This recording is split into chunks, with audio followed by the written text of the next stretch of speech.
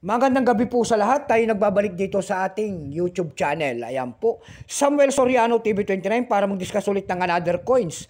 At ito po ay ating hilig, mangulikta ng barya. Kaya ho tayo nandito nagsisiling ng kanilang mga alaga, ang aking mga koleksyon at isa naman tayong kolektor. Ayan, maraming salamat po sa sumusuporta dito sa aking YouTube channel, lalo na yung ating mga subscriber dyan. Maraming salamat po sa inyo. Yun naman po hindi pa po nakapag-subscribe dito sa aking YouTube channel. Ayan. Aanyayahan ko sana kayo at malaking tulong na po ubagay ang inyong gagawin tulad ng pagpindot ng ating subscribe button, like and share para ma-update ko kayo sa mga latest ko pang gagawin mga video po. Ang pinag-uusapan dito po sa ating YouTube channel ay barya. Ayan. Sinisiling natin ang kanilang mga alaga sa pamantayan natin platform para malaman natin kung magkano na ang kanilang mga presyo.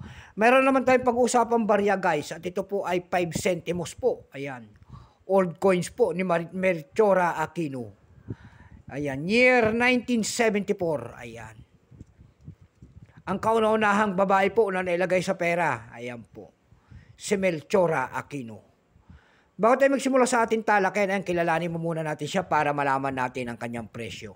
Issue po, Philippines po. Period Republic 1946 up to date po. Type nito, standard circulation coins. Years 1967 hanggang 1974. Value nito, 5 centimos. Ayan.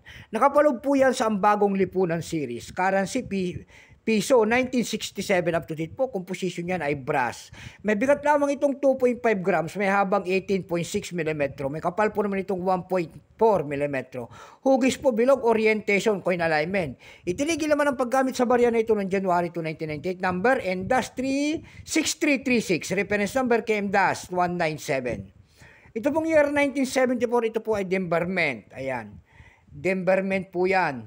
Ang tawag po dyan ay Denverment, minted in 1975. Ito po ay 42%. Kung ilang piraso naman ginawa ng barya sa hawak natin, ito po ay 90,124,867 piraso. May price na po yan doon sa ating numista.com. Ayan, binigyan na po ng presyo. Yung kanyang very fine ay 17, extra fine ay 20. Almost uncirculated ay 27. Yung uncirculated po ay 24 pesos na. Dako tayo sa kanyang presyo. Ayan. Doon sa ating eb.com, nakakita ko tayo nagbebenta doon nito ng $9.95 na. Mayroon na rin tayo nakita doon na $7.70. Dako tayo sa Carousel PH.